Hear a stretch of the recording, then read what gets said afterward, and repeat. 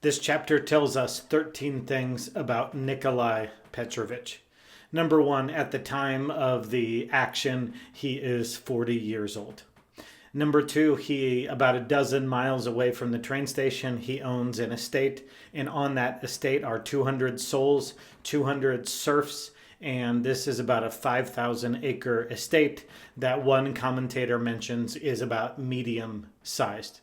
Number three, he comes from a father who is a military general, a very successful military man. Number four, he has a brother named Pavel. Pavel is also going to be a main character in this novel. Number five, he has a mother who is a bit of a Karen, always has to be first in line, always has to be the center of attention, a real busybody. Number six, we learn that Nikolai Petrovich does not follow in his father's footsteps as far as being a military man. We might stop short of calling him a coward, but he simply doesn't have his dad's proclivity for what it takes to be a soldier. And it just so happens that on the day before he is to begin his military career, he gets a broken leg, and that broken leg is not quickly healed. In fact, for the rest of his life, he will walk with a limp, but this saves him from the military service that he wasn't quite cut out for. Number seven thing about Nikolai Petrovich is because he didn't go to the military career he had planned on, rather he went to college and obtained his degree.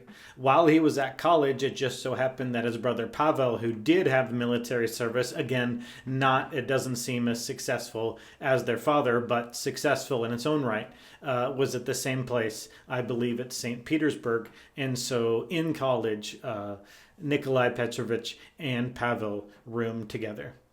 Number eight, he had a forbidden love affair, a forbidden courtship, and that was due to him being interested in his landlord's daughter.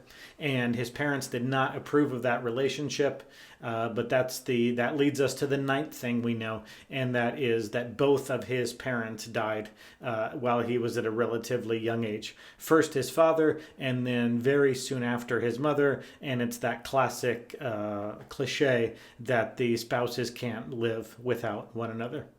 Number 10, we learn that they get married as soon as his parents die, and that Nikolai Petrovich has a son named Arkady, and sometime in that first 10 years of their marriage, his wife dies. His educated wife, his beautiful wife dies, and so he can't exactly bounce back from that, and he bounces around, finally decides to make a go of it, and then it's the wrong time to make a go of it.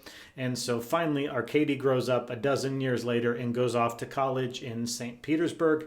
And so number 11, it might sound odd to our 2025 American ears, but each winter of the 4 years in college, Nikolai Petrovich goes and lives in the apartment with his son and tries to hang out with his son's friends in St. Petersburg. This is worth thinking about the rest of the novel. The fact that Nikolai Petrovich has both lived in St. Petersburg and has discussed the current trends with college students. Number 12, it's important to note that the novel begins in the year 1859. We know that in 1862, the serfs were freed officially, legally, giving them status more as human beings than as chattel or property, very much analogous to what's going on in America at the time with the African American slaves.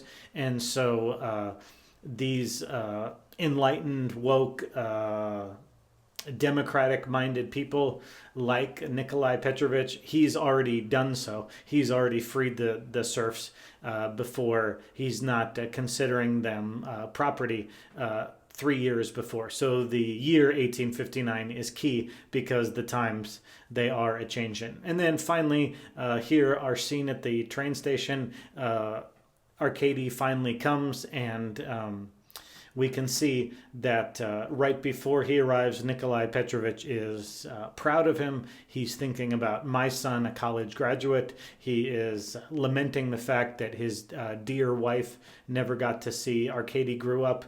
And then the chapter ends with him kissing Arkady as he exits his chariot. And so we know that he has a love and affection for his son, as well as a dreamy pride in what his son has accomplished. Chapter 2 will tell us who is with Arkady.